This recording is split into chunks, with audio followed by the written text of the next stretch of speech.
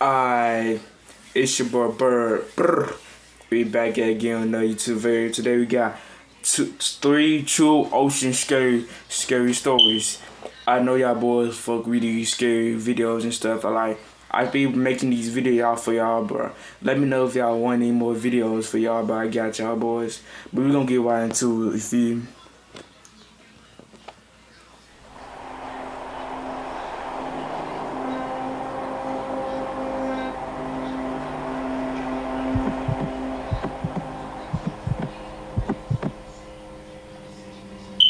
This happened 3 or 4 summers ago when I was in college.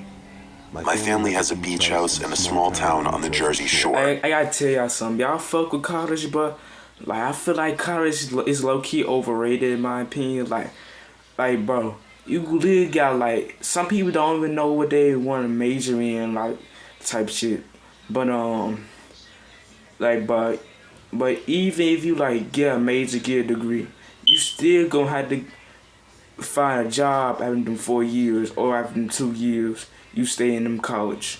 Bro, I just don't understand. But I'd rather just get a job and then build my money up and stuff. But it's up to y'all if y'all want to go to college. It's not my choice to y'all, but it's just my opinion. But I can't get mad at y'all for going to college. Why? That'd be evil, hypocritical for me to deny y'all opinion. And because my internship that summer was fully remote, I was spending entire weeks down there by myself. My friends preferred hanging out at the shore anyway, so on weekends they'd come down and we'd have a good time. But during the week, it was just me. The town was dead on weekdays, especially at night, which I liked because of how peaceful and quiet things would get. One of my favorite things to do was swim in the ocean after the lifeguards went off duty. I know a lot of people assume the ocean is freezing at night, but it's really not. The sun heats it all day, and that much water holds temperature for a long time. On a warm summer night, the water is perfectly fine. I'd been doing it all summer, and it was never excruciatingly uncomfortable. Also, I'm sure a lot of people would be quick to call a late-night activity like that dangerous, and they'd have a point. But I'd been swimming competitively since before high school, so I was confident in my abilities. One night, on a random weekday, I walked down to the beach sometime after 10. The streets were empty the whole way there, which was normal for a weeknight in that town. The sand felt refreshing, and I was eager to get my swim in because of the exhausting day I just had. All I wanted to do was cool off in the water and think. My version of a cleanse. I left my stuff on one of the overturned lifeguard chairs and waded in. It was dark, but not pitch black. There was enough light from the boardwalk and... Y'all fuck with the ocean and everything. Y'all like the ocean and everything. Cause it's kind of people sometimes don't like the ocean because they don't know how to swim. They can get lost in the sea, can drown, this stuff the fear of drowning. Moon that I could see the shoreline behind me and the general shape of the water around me. I swam out to about where I usually go, maybe 50 yards from shore, and I just floated there for a while. The water was calm and the sky was crystal clear that night, so I was perfectly content to just lie on my back and stargaze. If you've ever been to a quieter residential beach town, you know how good the stars are at night, especially if you're in the water. I was getting lost in my thoughts. Staring up at the stars was causing me to disassociate a little. But then out of nowhere, I heard a woman's voice yelling for help.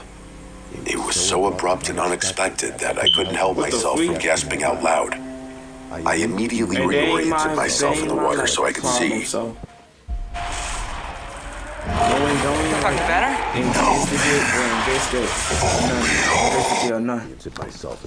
So I could see. It took me a few seconds to realize where the yelling was coming from. I initially assumed she was yelling from somewhere on the shoreline, but she wasn't. The yelling was coming from behind me, from somewhere farther out into the ocean. I turned back around and listened. She was yelling, "Help me," repeatedly, and she sounded young. Like anywhere from my age to early 30s. I could hear splashing out there too. Violent splashing, like the helpless thrashing you'd only hear from someone drowning. It was terrifying, especially because I hadn't heard a thing until then. I didn't even think. I just started swimming. I needed to save her. I was 100% convinced there was a person out there who was moments away from dying. I yelled out to her a few times in between strokes, but she never acknowledged me. She kept repeating, "Help me, help me," over and over again, like she didn't even know I was there. I couldn't really think. Amidst the chaos and panic of the moment, I didn't consider how dangerous what I was doing really was. The further out I got, the more urgent the situation became. She was gonna die. I kept thinking it. The thought consumed my brain to the point that I was in a trance. I kept swimming as fast as I could, but no matter how much distance I covered, the screaming and thrashing always seemed to be the same distance away. The only thing that made sense was that the current must have been carrying her at the same rate I was swimming. Suddenly, I felt really cold. It was like I had crossed an invisible line and the temperature dropped several degrees all at once.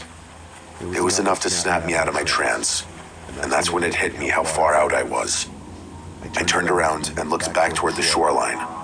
The sight that met my eyes was terrifying.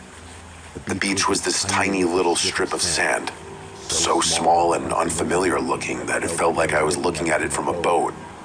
I was significantly further out into the ocean than I had ever been at night before. Hell, maybe ever.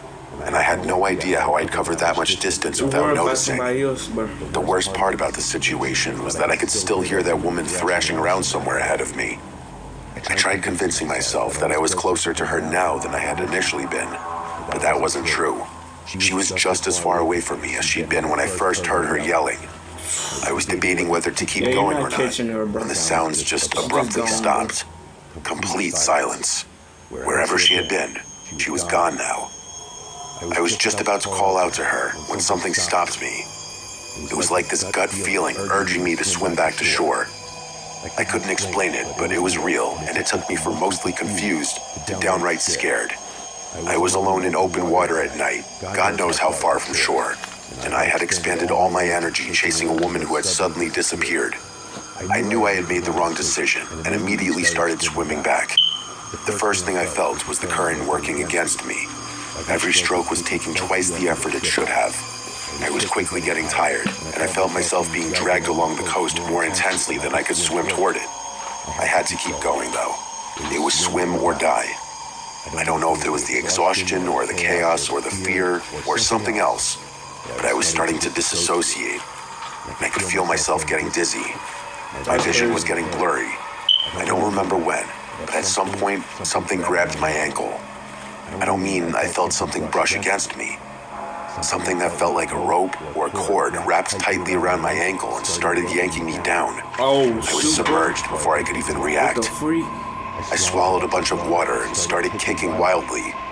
It was pulling me deeper, but I was eventually able to break free. I made it back to the surface and started swimming again. I don't remember much about the last stretch. All I remember is touching sand at one point and practically crawling out of the water. I didn't make it that far before I collapsed on the beach and just laid there, trying not to throw up.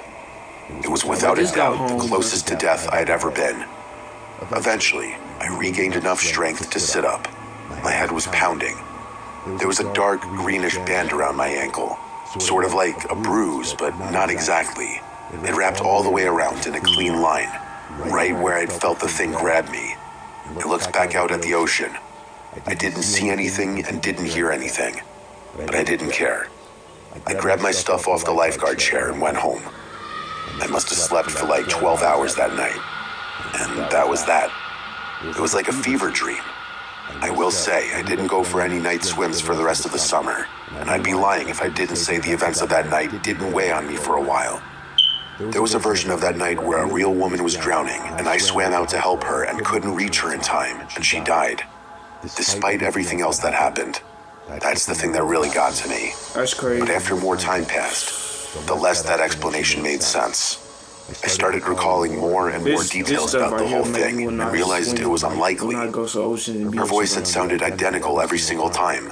Plus, she never said anything other than those two words. No matter how far I swam out, she never got any closer.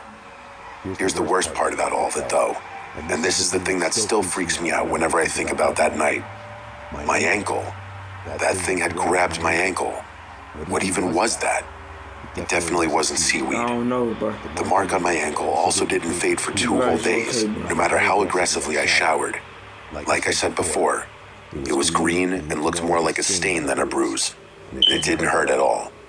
One of my friends suggested I had fallen into an elaborate trap, but that doesn't make any sense. The likelihood that someone could reasonably expect an innocent victim to be in the water at that hour was practically zero. I discarded that explanation almost immediately because it was just so implausible. I've never been someone who believed in the paranormal, but I genuinely believe something happened to me that night that doesn't have a normal explanation. I've since changed the way I think about those sort of things. Tubi, free movies and live TV.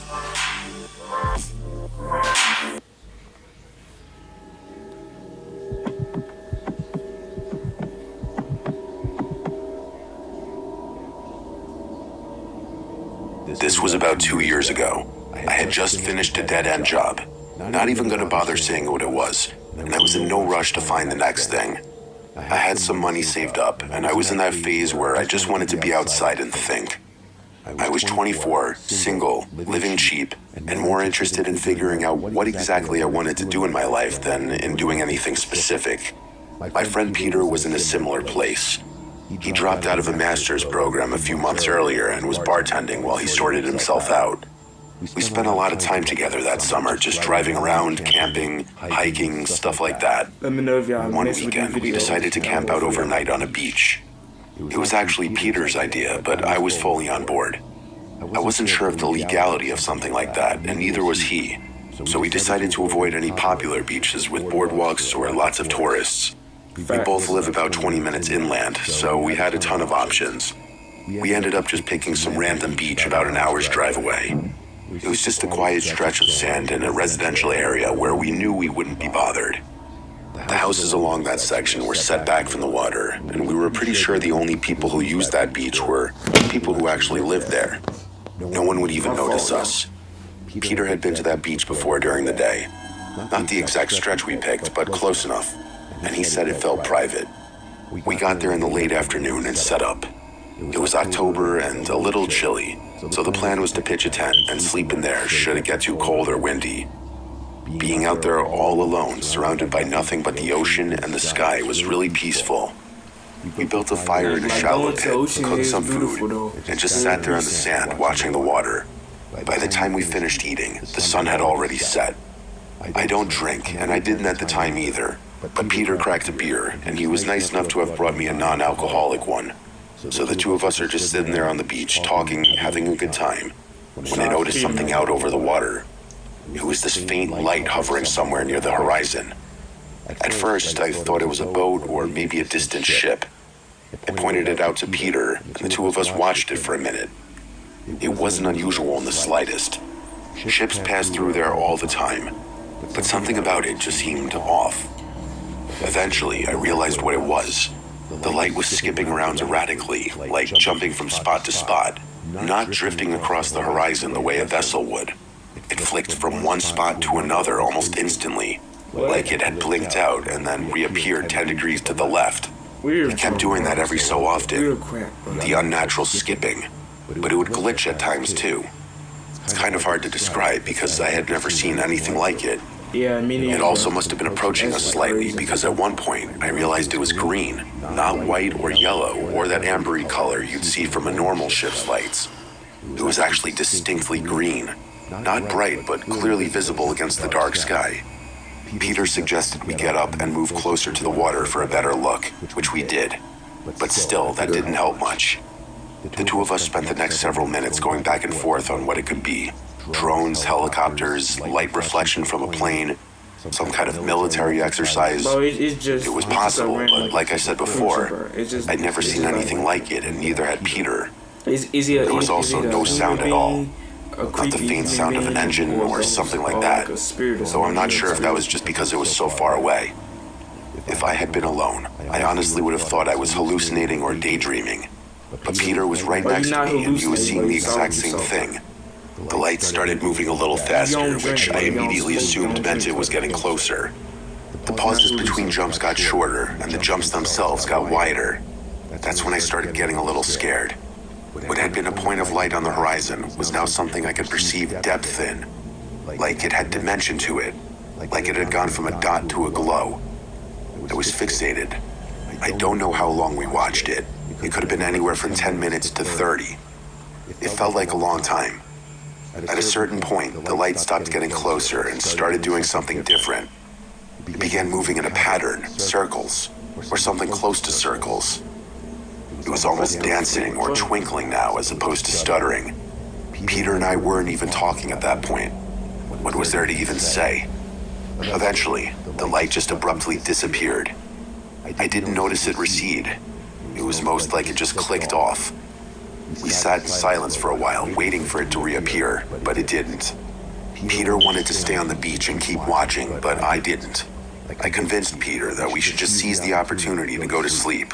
It was pretty late at that point anyway, and I was admittedly feeling pretty unsettled. To go sleep. So the two of us got into the tent and zipped it shut. We tried to revive the mood for a little, but neither of us really wanted to talk or do much of anything else. So we ended up just going to sleep. The next thing I remember is Peter shaking me awake. It must have been sometime just after sunrise because I could see the light through the walls of the tent.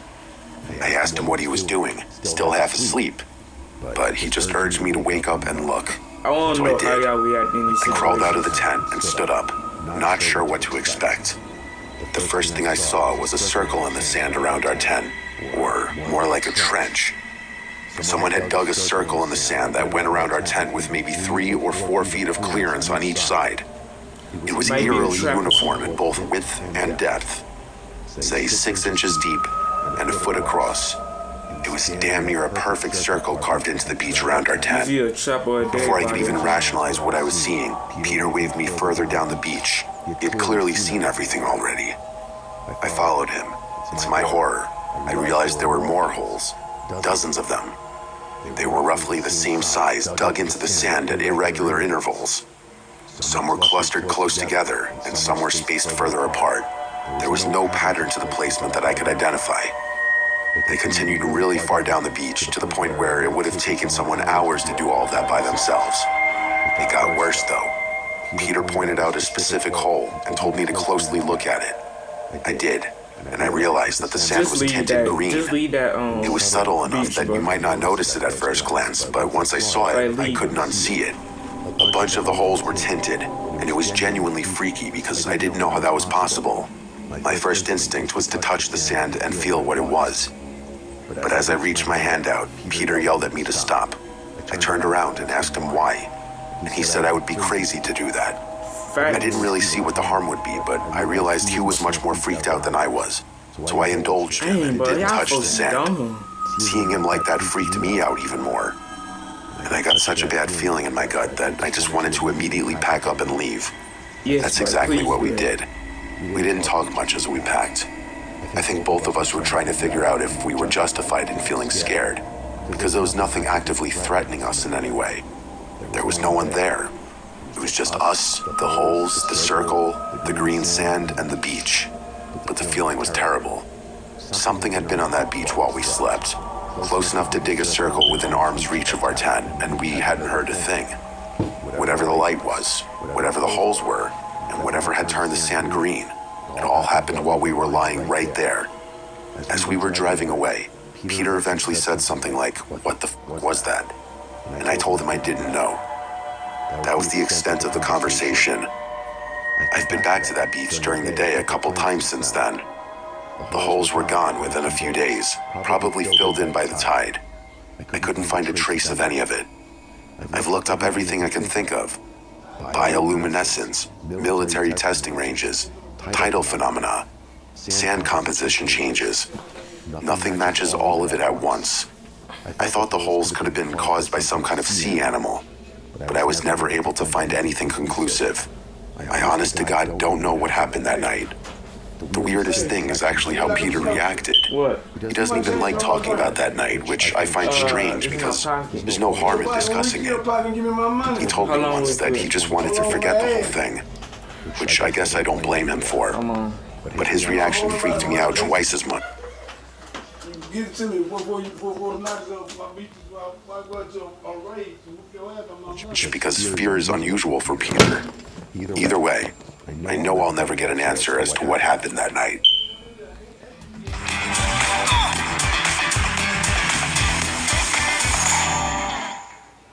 if you know how to sew on Vinted. Let me show you how easy it is. Just snap a photo, enlist in minutes. That's it.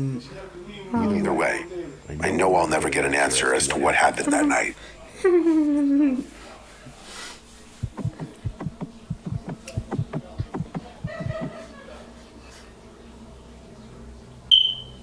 I've been diving since college. I'm in my late 30s now, and I've got somewhere around 80 dives logged, give or take. My buddy Ryan has about the same. We're not professionals by any means, but we're not beginners either. We've done enough to be comfortable at depth, which is probably what made this whole thing possible in the first place. This happened back in 2016, during a trip we took to Roatan, Honduras.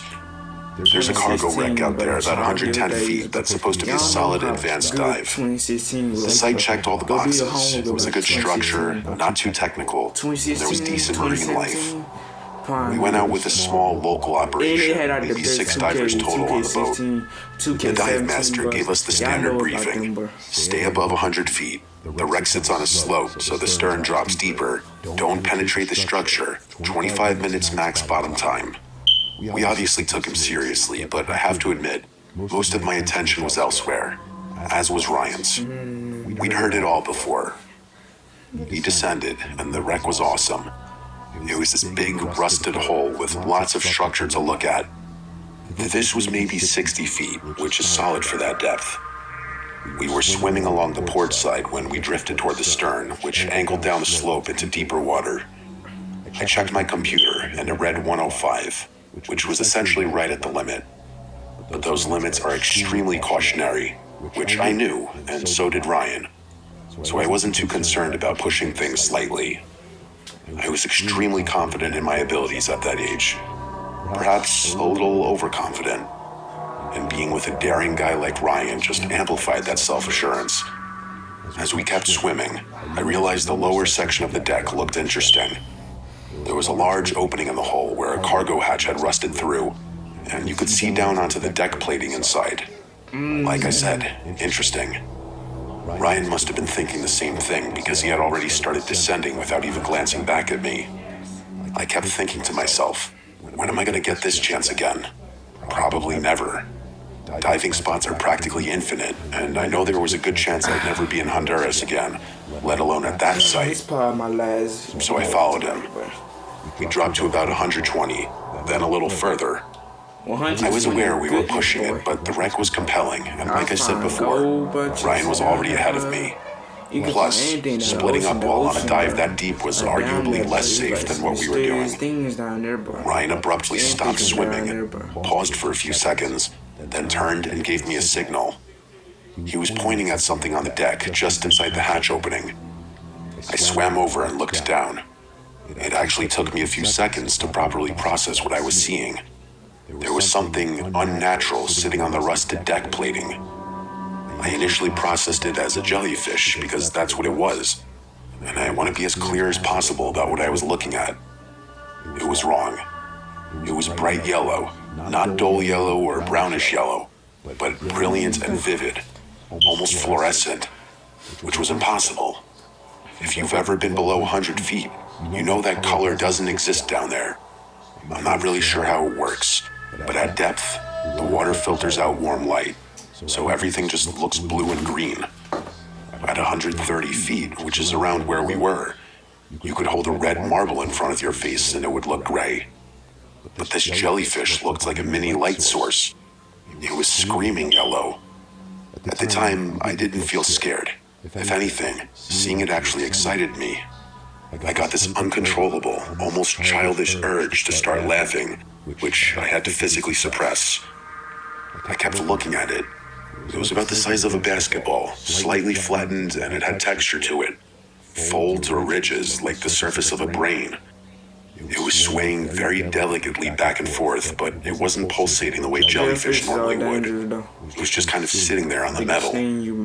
After a little while, my excitement faded away, but I couldn't take my eyes off of it. Ryan and I hovered over it, and at that point, I felt something that I still have trouble describing. I was completely locked in, but also zoned out. Sort of like I was forgetting where I was and what I was doing. I later found out that Ryan experienced the same thing. So there the two of us were, circling around this mysterious jellyfish without really understanding what it was. At one point, I saw Ryan extend his hand toward the thing. I watched him do it, and it didn't occur to me to stop him. He pulled it back before making contact, but I barely even reacted.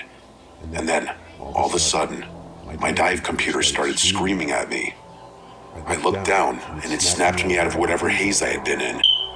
We were at 134 feet, and we'd been at depth for almost 30 minutes. Golly. My air was at 600 psi, which if you don't dive, that's emergency level. You're supposed to start heading up at 700. Ryan checked his, and his was worse. I looked at him, and he looked like he had just woken up, which was exactly how I felt. The next 10 or so minutes are kind of blurry. We ascended way too fast because we didn't have the air to do it properly. We did the best safety stops we could on what we had left, but it was bad.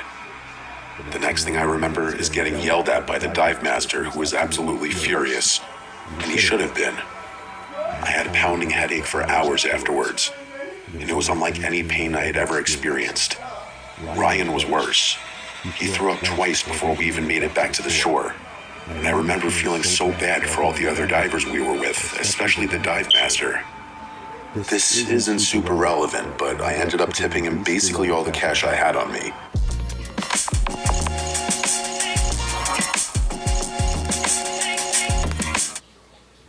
This isn't Super relevant, but I ended up tipping him basically all the cash I had on me. Fast forward to later that night, and Ryan and I basically made a full recovery. We were just lounging in the hotel because neither of us wanted to do a thing besides sleep. We spent a good 20 minutes or so talking about the jellyfish we had seen down there, trying to figure out if there was some kind of fluorescent species or something else that could have explained it. Ryan suddenly remembered that he had recorded the entire dive with his GoPro, which I had also completely forgotten about on account of the decompression sickness.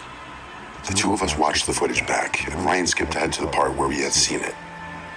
I kept anticipating a yellow glow flooding the screen, but here's the thing, it never did. For about 8.5 minutes, the footage showed the two of us hovering over a bare section of rusted deck plating. There was no jellyfish. It was worse than that. There was nothing there at all. That's crazy. No object of any kind. We were circling a completely empty patch of metal. The entire thing had been a hallucination, which was a terrifying thought. Wow. It was obviously nitrogen narcosis. Wow. At 130 feet on air, you can absolutely get narked. The effects vary: impaired judgment, euphoria, fixation on objects, loss of time awareness, and several other things. That's the medical explanation, and it fits almost perfectly, except for one thing. We both saw the same exact thing. We didn't talk about it underwater, obviously, because you can't, but when we later described it to each other independently, it matched. The color, the size, the texture, the way it sat on the deck, everything. Ryan described the membrane-like ridges the same way I remembered them. Narcosis obviously doesn't work that way. It's an individual response. Two divers narked at the same depth at the same time will experience different symptoms. One might feel euphoric while the other gets anxious. Shared visual hallucinations with identical physical details aren't a documented feature of nitrogen narcosis. I don't think that would even be possible. I looked this up obsessively for weeks after we got home, but found nothing conclusive. There's nothing on Earth that can cause a shared visual hallucination. Ryan and I kept diving together for a few years after that incident, but we eventually fell out of touch.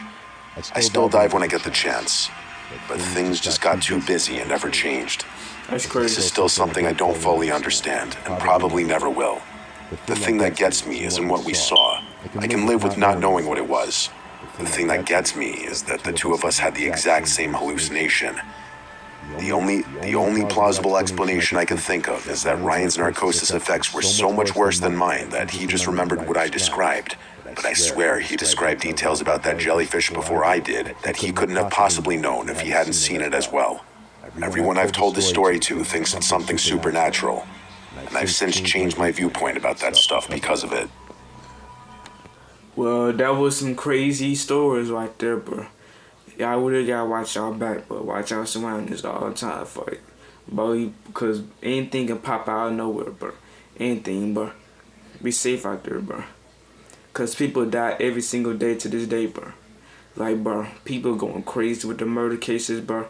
Like, stuff been happening crazy, especially in the United States, bro. Cause no black people get along, bro. I'm telling you, bro. I'm busy head, but for real. Amber Bird is out, though. Amber Bird is out. Peace. Brr.